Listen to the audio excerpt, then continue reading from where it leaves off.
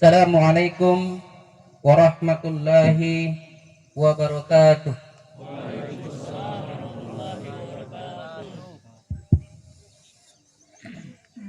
Alhamdulillah ala ihsanihi wa syukru lahu ala taufiqih wa amtinanih wa ashhadu an la ilaha illallah wahdahu la syarika lah ta'ziman li sya'nih wa ashhadu anna Muhammadan abduhu wa rasuluh ad-da'i ila ridwanih sallallahu alaihi wa ala alihi wa sahbihi wa sallama tasliman katsira ila yaumiddin. Ya ayyuhalladzina amanu taqullaha haqqa tuqatih wa la tamutunna illa wa antum muslimun. Amma ba'd. Allahu akbar. Allahu akbar. La ilaha illallah wallahu akbar. Allahu akbar. Walillahil hamdu. Kaum muslimin yang berbahagia, segala puji bagi Allah Rabb semesta alam atas limpahan rahmat dan karunia-Nya. Maka sempurnalah ketaatan dan amalan soleh kepadanya. Semoga setiap ketaatan yang kita lakukan selama 10 hari terbaik sepanjang tahun ini diterima olehnya. Amin ya rabbal alamin. Allahu akbar. Allahu akbar. Allahu akbar.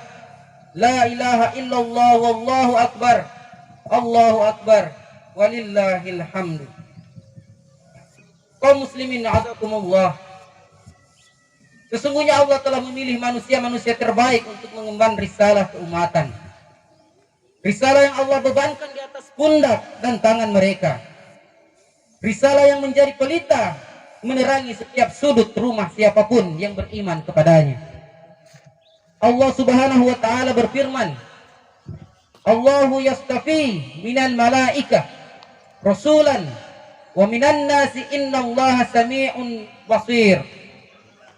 Allah memilih utusan-utusannya dari malaikat dan dari manusia. Sesungguhnya Allah maha mendengar lagi maha melihat. Quran surat Al-Hajj ayat 75. Allah Azza wa Jalla telah memilih Ibrahim untuk mengemban risalahnya dan melebihkannya daripada nabi dan rasul yang lainnya.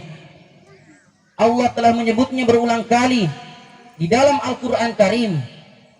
Allah telah menjelaskan kemurnian tauhidnya dan sikapnya yang tegas terhadap orang-orang kafir dan musyrik. Allah memberikan sifat-sifat kehambaan yang sempurna di saat seluruh jenis-jenis kebaikan hanya terkumpul pada sebuah umat.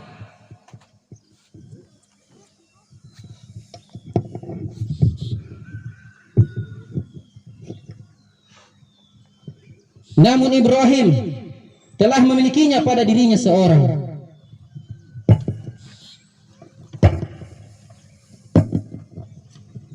Allah subhanahu wa ta'ala berfirman dalam surah An-Nahl ayat 120,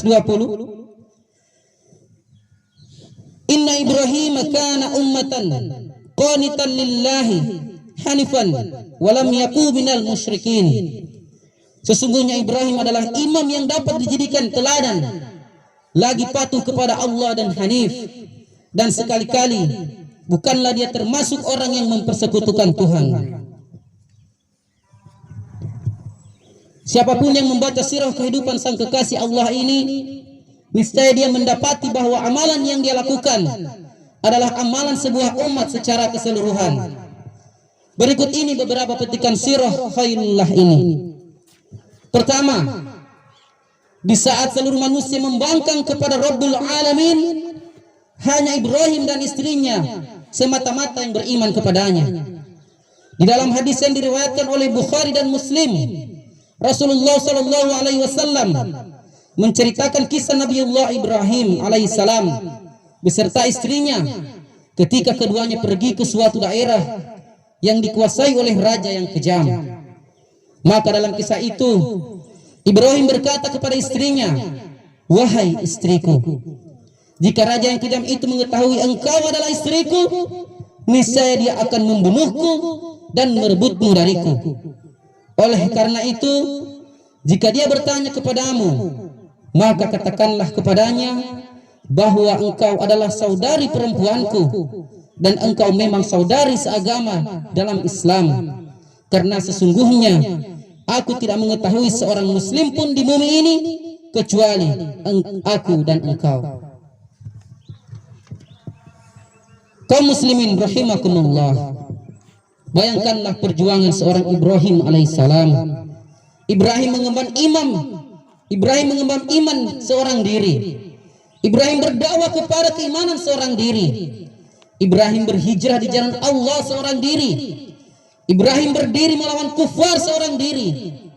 Ibrahim seorang diri tegak tak goyah di hadapan penyembah bintang dan matahari. Ibrahim tegar bersikap di hadapan penyembah patung. Ibrahim tegar mempertahankan tauhid di hadapan Allah. Ibrahim tegar mempertahankan tauhid di hadapan Raja Lalim seorang diri. Ibrahim tegar dalam memberi nasihat kepada ayah sendiri. Bahkan Ibrahim disakiti, dizalimi, bahkan dibakar seorang diri. Beliau tetap tegar di atas kebenaran, kokoh dengan keyakinan. Tak sekalipun dia ragu mengeluh, tak sedetik pun dia tergoda dan tergiur dengan perkataan dan penawaran dunia. Tak sedikit pun dia takut dengan ancaman dan siksaan musuhnya. Suara lantang meneriakkan tauhid kepadanya. Allah Subhanahu wa taala berfirman dalam Quran surah Al-An'am ayat 78 dan 79. Kemudian tatkala dia melihat matahari terbit, dia berkata, inilah Tuhanku, ini yang lebih besar. Maka tatkala matahari itu terbenam, dia berkata, hai kaumku, sesungguhnya aku berlepas diri dari apa yang kamu persekutukan. Sesungguhnya aku menghadapkan diriku kepada Rob yang menciptakan langit dan bumi dengan cenderung kepada agama yang benar, dan aku bukanlah termasuk orang-orang yang mempersekutukan Tuhan. Yang kedua, perjuangan Ibrahim tidak hanya sebatas melawan musuh-musuh Allah. Sang kekasih Allah ini pun diuji dengan melewati tahun-tahun panjang tanpa dikaruniai seorang putra, hingga karunia itu tiba dan Ismail telah lahir, kemudian tumbuh dan berkembang. Sekali lagi dia harus berjuang meninggalkan istri dan anaknya di tempat yang tandus dan tak ada sedikit pun dan tidak ada sesuatu pun padanya. Allah Subhanahu wa taala berfirman dalam Quran surah Ibrahim ayat 37, ya Tuhan kami, sesungguhnya aku telah menempatkan sebagian keturunanku di lembah yang tidak mempunyai tanaman di dekat rumah engkau Baitullah yang dihormati. Ya Tuhan kami, yang demikian itu agar mereka mendirikan sholat, maka jadikanlah hati sebagian manusia cenderung kepada mereka dan beri rezekilah mereka dari buah-buahan, mudah-mudahan mereka bersyukur. Kaum muslimin azakumullah, apakah ujiannya hanya sampai di sini? Jawabannya belum. Melalui mimpi yang hak, Allah memerintahkannya mengorbankan putra semata wayang yang terkasih Ismail, membuktikan cintanya yang sejati dan hakiki hanya kepada Allah, bukan kepada siapapun dan apapun selainnya. Allah Subhanahu wa taala berfirman dalam Quran surah As-Saffat ayat 103 sampai 107. Falamma aslama wattahu lil jabin wa nadainahu an ya Ibrahim qad saddaqat terru'ya inna kadzalika najzil muhsinin inna hadza lahuwal bala'ul mubin wa fadainahu bidzibhin 'adzim. Tatkala keduanya telah berserah diri dan Ibrahim membaringkan anaknya di atas pelipisnya, nyatalah kesabaran keduanya. Dan kami panggillah dia, hai Ibrahim, sesungguhnya kamu telah membenarkan mimpi itu. Sesungguhnya demikianlah kami memberi balasan kepada orang-orang yang berbuat baik. Sesungguhnya ini benar-benar suatu ujian yang nyata, dan kami tebus anak itu dengan seekor sesembelihan yang besar. Inilah perjuangan di atas segala perjuangan. Inilah bukti iman yang hakiki kepada Allah Subhanahu wa taala. Inilah bukti cinta yang sejati kepada Allah, yang dipahat di atas pengorbanan yang totalitas. Tak seorang pun mampu bertahan di atasnya selain Ibrahim, karena dia adalah umat pada dirinya seorang. Allahu Akbar, Allahu Akbar, Allahu Akbar, la ilaha illallah, Allahu Akbar, Allahu Akbar, walillahil hamdu. Kaum muslimin rahimakumullah. Yang ketiga, selain keteladanan dari pengorbanan-pengorbanannya, beliau juga mengajarkan teladan dalam syariat ibadah yang paling agung, melalui perintah Allah untuk menunaikan ibadah haji dan menyeru manusia kepada kebaikan. Allah Subhanahu wa taala berfirman dalam Quran surah Al-Hajj ayat 27 dan 28. Dan berserulah kepada manusia untuk mengerjakan haji. Niscaya mereka akan datang kepadamu dengan berjalan kaki, dengan mengendarai unta yang kurus yang datang dari segenap penjuru yang jauh, supaya mereka menyaksikan berbagai manfaat bagi mereka, dan supaya mereka menyebut nama Allah pada hari yang telah ditentukan atas rezeki yang Allah telah berikan kepada mereka berupa binatang ternak. Maka makanlah sebahagian daripadanya, dan sebahagian lagi berikanlah untuk dimakan orang-orang yang sengsara dan fakir. Di balik persyariatan haji ada keteladanan dari istri yang soleha. Dengan ridhonya ditinggal seorang diri bersama putranya Ismail yang terkasih di tanah tandus nan gersang yang tak berperi. Yang dibutuhkannya hanyalah kejelasan, dan Ibrahim sang Khalilullah akan urusan yang berat yang diemban. Benarkah ia berasal dari Allah? Hajar bertanya, apakah Allah yang memerintahkanmu atas semua ini? Ibrahim menjawab, ya. Hajar berkata, jika demikian dia tidak akan melantarkan kami. Hadis riwayat Bukhari. Wahai para bunda dan mukminah, bercerminlah kepada bunda Ismail, teladan seluruh wanita dalam menorehkan perjuangan sejati, berbalut pengorbanan yang abadi dalam denyut dan langkah perjuangan. Kaum mukminin rahimakumullah, di balik persyariatan kurban ada kisah keteladanan Ismail, putra terkasih, teladan seluruh buah hati kita. Dengan usia yang masih belia, dia mampu membangkitkan nyawa dan raga, penuh rela atas titah yang maha kuasa.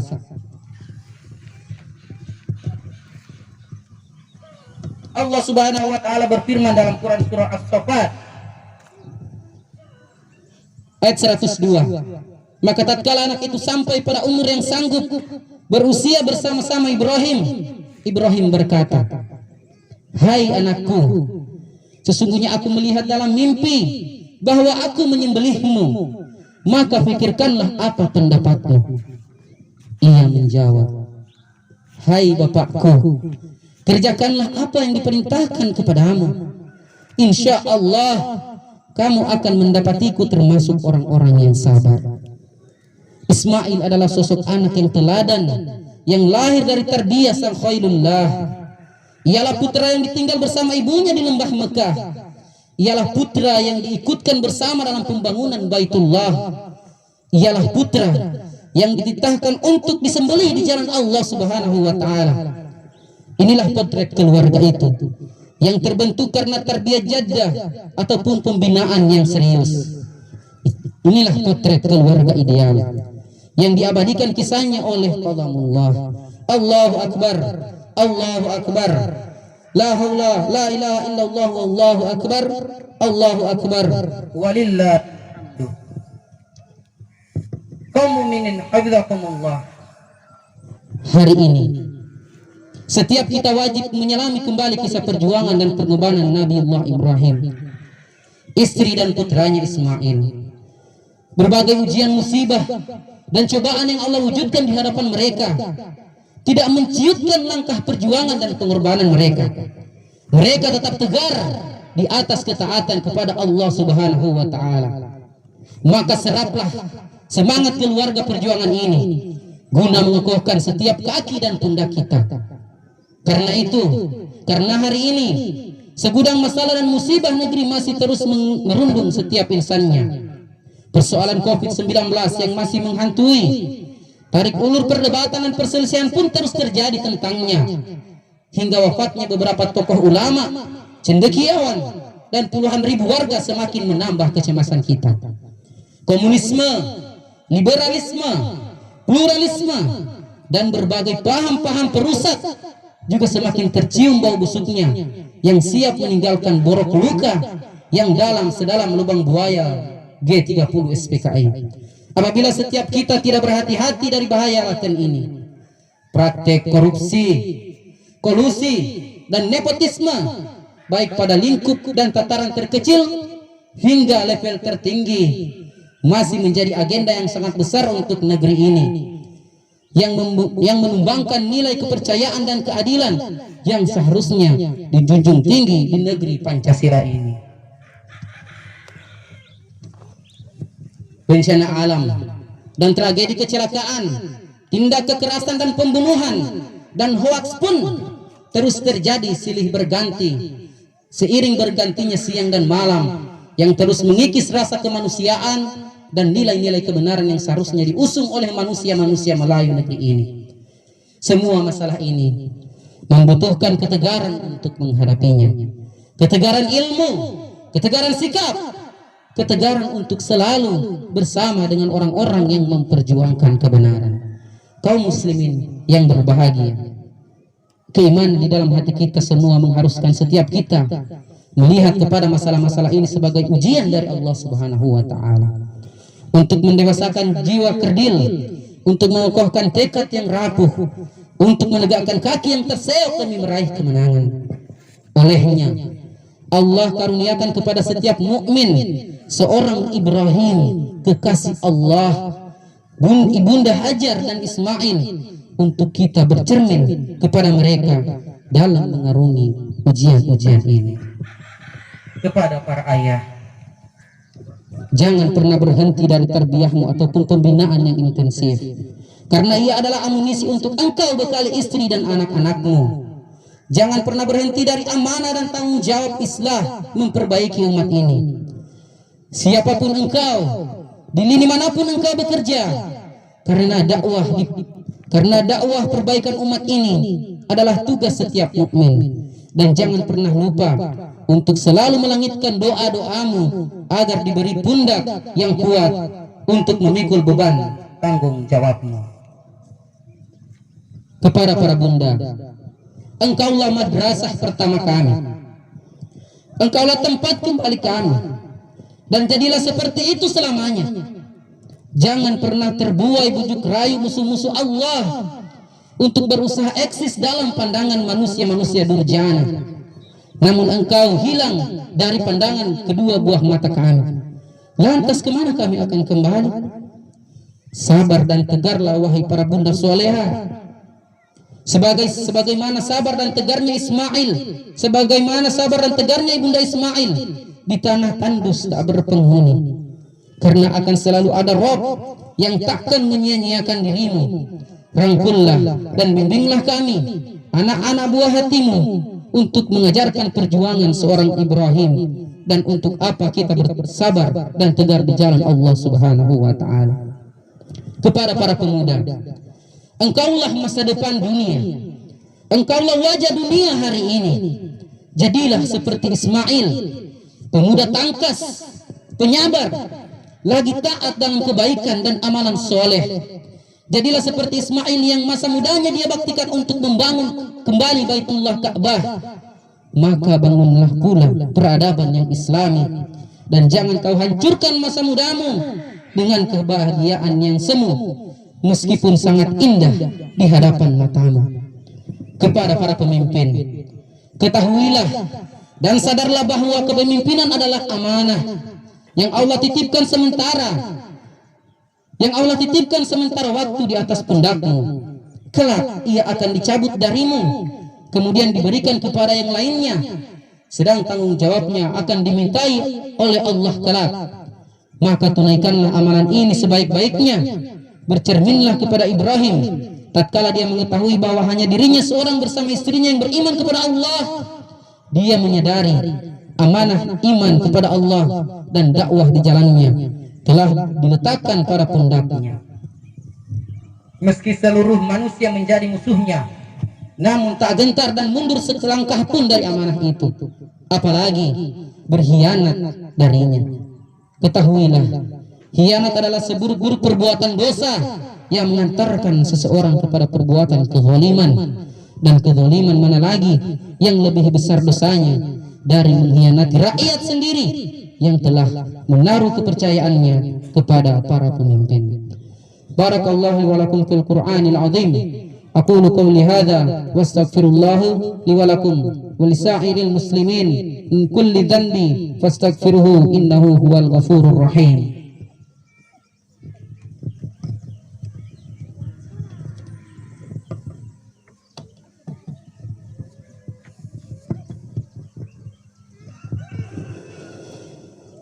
Alhamdulillahi rabbil alamin wal aqibatu lil muttaqin wala udwana illa 'alal zalimin wa asyhadu an la ilaha illallah wa asyhadu anna Muhammadan abduhu wa rasuluh sallallahu alaihi wa ala alihi wa sahbihi wa sallama tasliman katsira. Amma ba'du. Allahu akbar, Allahu akbar, la ilaha illallah wallahu akbar walillahil hamdu.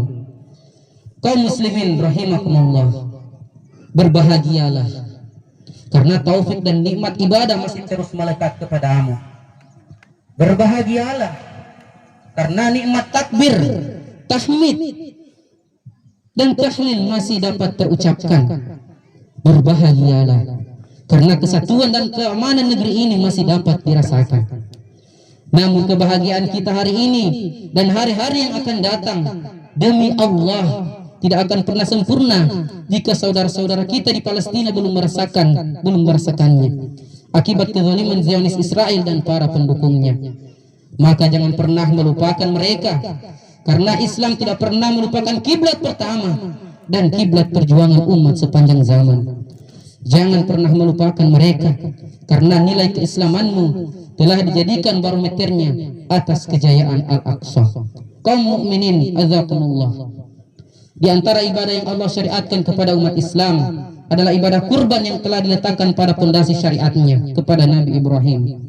Kemudian ditetapkan pula dalam syariat Rasulullah sallallahu alaihi wasallam. Berkurban sangat dianjurkan bagi yang mampu. Hewan kurban berupa domba yang genap berusia 6 bulan, kambing yang genap berusia 1 tahun, dan sapi yang genap berusia 2 tahun. Seekor domba atau kambing yang hanya mencukupi untuk kurban 1 orang. Sedangkan ekor sapi boleh berserikat maksimal untuk 7 orang. Hewan yang dikurbankan tidak cacat atau berpenyakit yang jelas dan berpengaruh pada dagingnya, seperti mata picak, kaki pincang, terlalu kurus, penyakit pada kulit, kuku, dan mulut. Waktu penyembelihan hewan kurban yaitu setelah pelaksanaan salat Idul Adha hingga 3 hari tasyrik setelahnya. Sembelihlah dengan baik menggunakan pisau atau golok yang tajam. Disyariatkan bagi pemilik kurban untuk menyembelih sendiri hewan kurbannya, tetapi bisa diwakilkan kepada penjaga dengan syarat seorang muslim yang menjaga ibadah salatnya dan mengetahui hukum-hukum menyembelih, serta upah tidak boleh diambil hewan kurban itu, namun bisa mendapatkan bagian dari hewan kurban sebagai sedekah ataupun hadiah. Hewan kurban yang telah disembelih dapat menjadi 3 bagian, buat pemiliknya, hadiah, dan sedekah kepada fakir miskin. Ibadah kurban pada masa pandemi COVID-19 seperti sekarang ini dilaksanakan dengan menerapkan protokol kesehatan sejak awal pembayaran hingga pendistribusian. Semoga Allah Subhanahu wa taala menerima ibadah kita semua. Akhirnya, marilah kita menengadahkan jiwa seraya berdoa dan bermunajat kepada Allah Subhanahu wa taala. Alhamdulillahirabbil alamin. Wassalatu wassalamu ala rasulih al-amin nabiyina Muhammadin wa ala alihi wa sahbihi ajma'in. Amma ba'du. Ya Allah, Engkau adalah Tuhan kami. Tiada Tuhan yang berhak disembah dan diibadahi selain Engkau. Engkau telah menciptakan kami dan kami adalah hamba-hambamu. Kami berada di atas perjanjianmu dan janjimu sesuai dengan kemampuan kami. Kami berlindung kepadamu dari keburukan perbuatan kami. Kami mengakui dosa-dosa kami kepadamu dan mengakui nikmat-nikmatmu kepada kami. Maka ampunilah kami. Karena tidak ada zat yang dapat mengampuni segala dosa selain Engkau. Ya Allah, Rabb yang Maha Penyayang. Hanya rahmat-Mu lah yang kami harapkan. Jangan Engkau biarkan kami tanpa rahmat-Mu sekejap mata pun. Rahmatilah seluruh hamba-Mu yang merahmati sesama makhluk-Mu. Ya Allah, Rabb yang Maha Pengasih. Kasihilah kedua orang tua kami, baik yang masih hidup ataupun yang telah Engkau panggil ke hadirat-Mu. Jangan halangi kami dari bakti kepadanya. Jangan haramkan kami masuk surga melaluinya. Ya Allah, Rabb yang Maha Kuasa. Hanya kepadamu kami kembalikan seluruh urusan kami. Hanya kepadamu kami bersandar atas ujian dan cobaan. Berikanlah ketabahan kepada setiap yang tertimpa musibah hari ini, dan sempurnakanlah ia dengan limpahan pahala dan ganjaran yang terbaik. Berikan kekuatan kepada kami untuk melewati masa-masa sulit ini.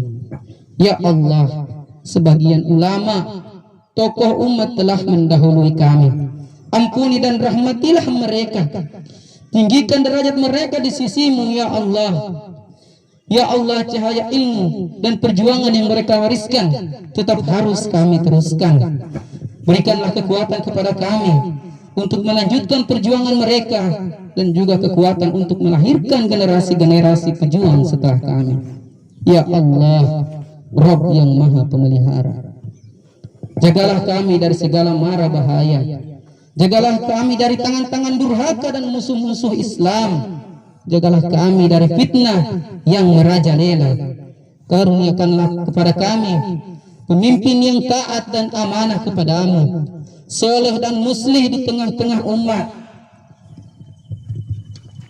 bangga dengan agama dan umat Islam, serta terhormat di hadapan seluruh manusia, pemimpin yang menyayangi kami dan menjaga hak-hak umat ini. Rabbana hab lana min azwajina wa dzurriyyatina qurrata a'yun waj'alna lil muttaqina imama. Rabbana atina fid dunya hasanah wa fil akhirati hasanah wa qina adzabannar. Wa sallallahu ala nabiyyina Muhammadin wa ala alihi wa ashabihi wa sallama ajma'in. Wa akhiru da'wana walhamdulillahi rabbil alamin. Assalamualaikum warahmatullahi wabarakatuh.